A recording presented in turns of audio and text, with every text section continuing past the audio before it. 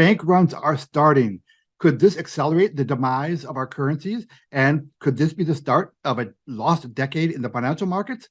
I really hope you watch this video. So let's get started.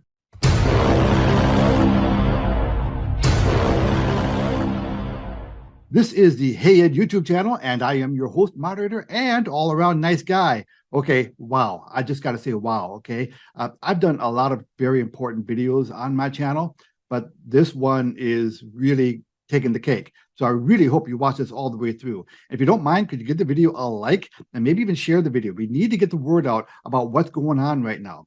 So bank runs have started, and we've talked a lot about this on my channel, about how when they happen quickly. And there's that old cockroach theory, right? There's never just one. If one bank is going under, then chances are others are going to be following, because banks have an incestuous relationship, right? They're all intertwined. And as soon as a big one goes, there's a potential here for it spreading, not just regionally and nationally, but globally. And I think we're at very high risk of this happening. So you really, really do need to pay attention to this, and you really need to start taking action. Because I got to tell you something, for those people out there who are not paying attention and they're not prepared, most of their reactions are going to be like this. No, God, please, no, no, no. But for us in the Hey Ed community, our reaction is more like this.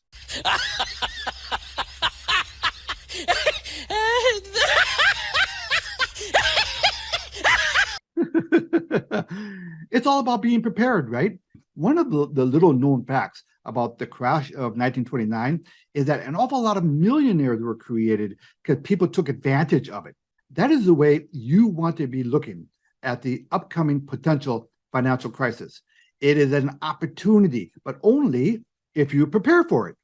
The week started out with Silvergate Capital. Silvergate Capital is the latest victim in the slow motion train wreck of the crypto market. So they are going to be shutting down their operations. Okay, it's gone. And then the big event of the week, Silicon Valley Bank.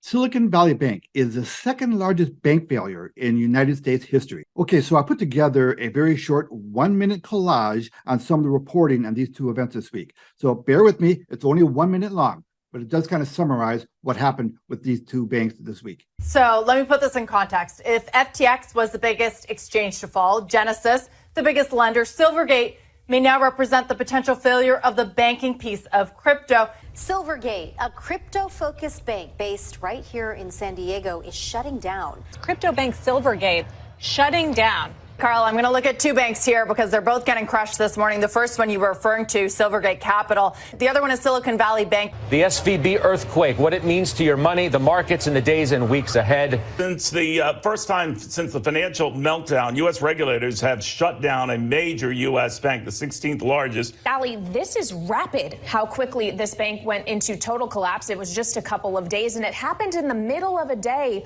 A modern bank run in 2023 in the United States, with a large deposit bank headquartered in one of the wealthiest sections of the country. Alarm outside headquarters of Silicon Valley Bank in Santa Clara, California today. They just came out and told us that the bank is shut down. Now, this marks the largest closure of a U.S. bank in 15 years. When I got to the bank, it was a chaotic scene. But listen, I have seen this movie before. So a little bit about my bona fides on this topic, okay? I worked on Wall Street for almost 30 years. I worked as a stockbroker, a trader, and as a trading instructor. Here's a little picture of me during my instructing days. And yes, that is me. And yes, I did actually have brown hair back then. And a little bit more bona fides, just for the fun of it. It is kind of irrelevant, so please bear with me. I just want to show you that I've been here before. I was reviewing some of my channels that I subscribe to, and I came across a channel I completely forgot about. And it was actually my channel. It's been, 15 years since I looked at this. Now, I was going to delete this, but I thought, well, let's leave it up so a few people can see it, just so they can see that, yeah, I have been doing this for a while. Now, I started doing these videos back in the last financial crisis, and it was my way of getting the word out. And I was making day-by-day commentary and about the markets and giving specific trading ideas. So I'll have a link to this channel below, just in case you want to go back and see what was happening back in 2008. So I had that little channel 15 years ago, and I completely forgot about it. Yeah, I was literally one of the very first people on YouTube to make market commentary. I've been on the cutting edge in a lot of ways. I was actually one of the very first trading instructors in the country to offer trading courses to the general public in the country. Now, I started my journey on Wall Street in 1987. More specifically, in October of 1987. And for those of you who are not students of financial history, let me just tell you that on Black Monday, on October 19th, 1987, the Dow Jones Industrial Average fell by 22.6%. This was the largest one-day stock market decline in history. And that was my second week on the job. The second worst day in the stock market history was the crash of 1929, where it had a one-day sell-off of 21%. So my day beat the 1929 crash by 1%. There have been many stock market crashes in the last 100 years, and I've seen all of them since 1987. So I've lived through an awful lot. So as I talk to you for the rest of this video about what's going on in the market and what's going on with these bank stocks, I've got some experience with this. So I hope that means something. So the events of this week, those two banks going out of business, they are rattling the markets. So in addition to those two banks rattling the market this week, we also have some news out of one of our favorite topics. That is Credit Suisse. Credit Suisse shares hit an all-time low. Veterans to my channel, you've heard me talk about this for an awful long time. The thing is just, it's really in trouble. I personally do not think that Credit Suisse is going to last too much longer. And the contagion effect throughout the entire financial industry was being felt immediately. It doesn't take very long for the word to get out. Here you see a collage of all the banking stocks out there, and look how red it is. Just across the board sell-off. And of course, this news is already starting to have an effect overseas. U.S. stocks waver amid jobs data as FTSE plunges amid bank jitters. So in this next video, I'm going to show you the price action in yesterday's trading for SVB Financial. And you can see that if you went to bed on Thursday night, it was trading right here, and then it gapped down and just had a disastrous day. So in one day, it was down 60% in one day. Okay, so there is one big culprit behind all of this, and that is Jerome Powell and the Federal Reserve. They have been raising interest rates at a faster pace than at any other time in history, including during the 1970s and the heyday of the Paul Volcker days. And this dramatic increase in interest rates is having a disastrous effect on the balance sheets of these banks. Now, please understand that bonds, even your most conservative bonds, they have an inverse relationship with interest rates, okay? As interest rates go up, the value of bonds go down. And all these banks have bonds on the books. Now, even if you have conservative bonds, they're being hurt a lot as well. Now, most banks do not price these bonds to the market. They don't use mark to market. They price them internally, okay? And they can get away with that for a while until they can't get away with it. So the value of their bonds in-house are going down as interest rates go up so sharply. And the Fed just the other day stated that interest rates are likely to be higher than previously anticipated.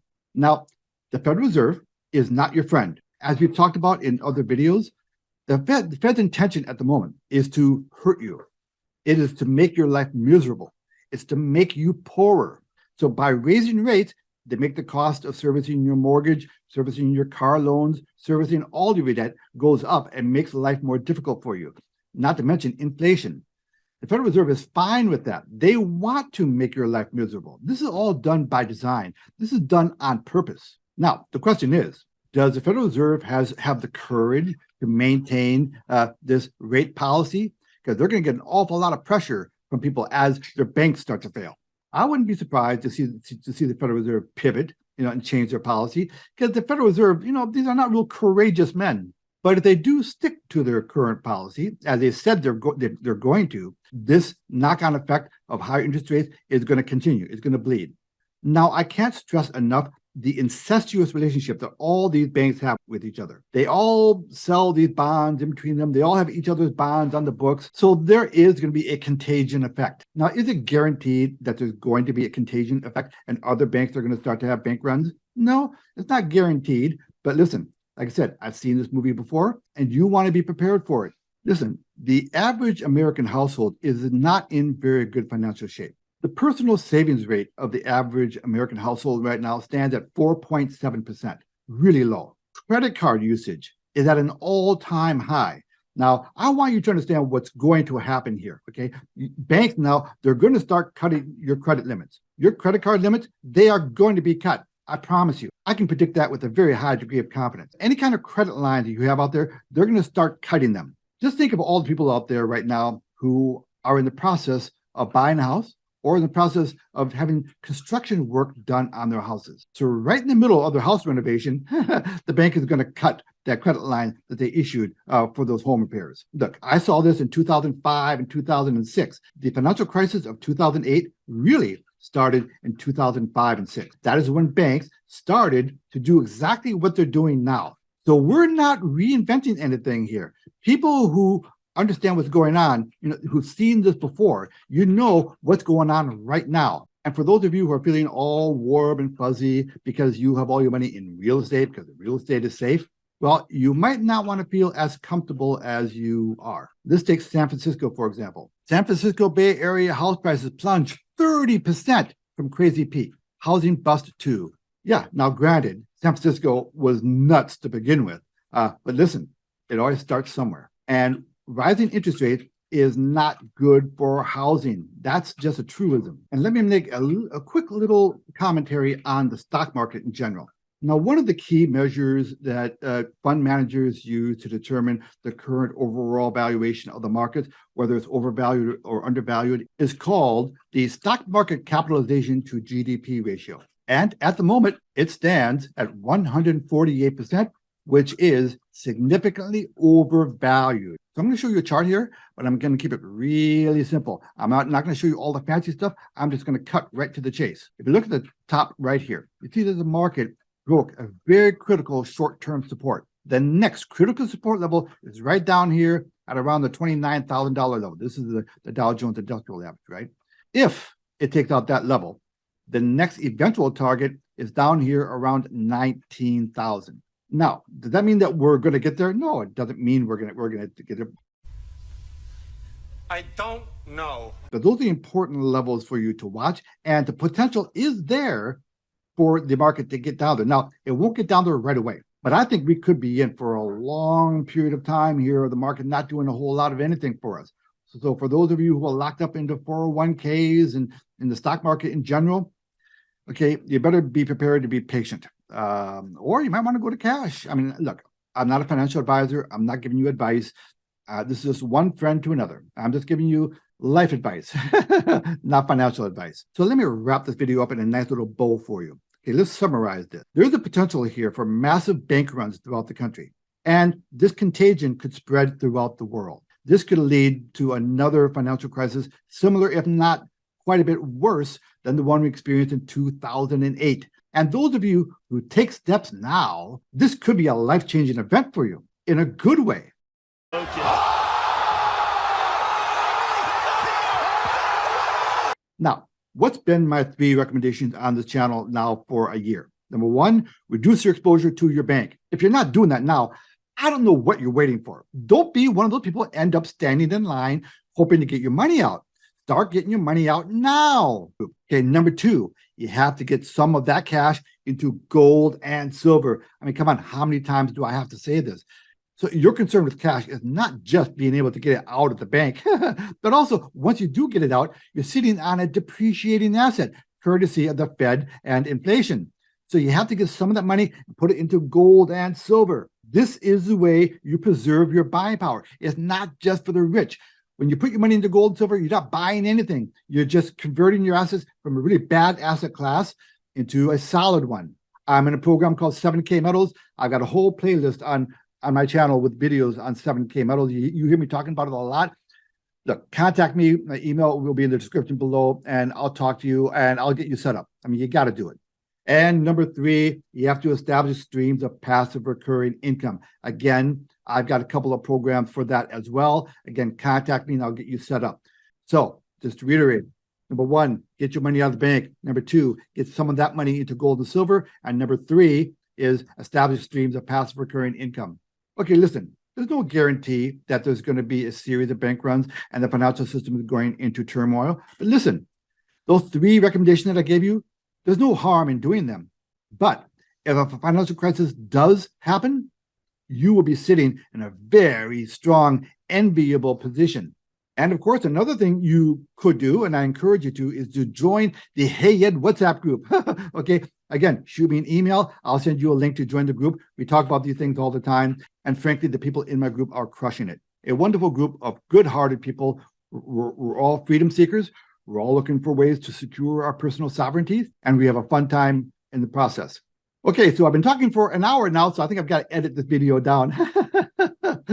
Please give my video a like, and maybe even share this video. Let's get the message out. Ed Anderson, live from Minnesota, signing out. Copy that.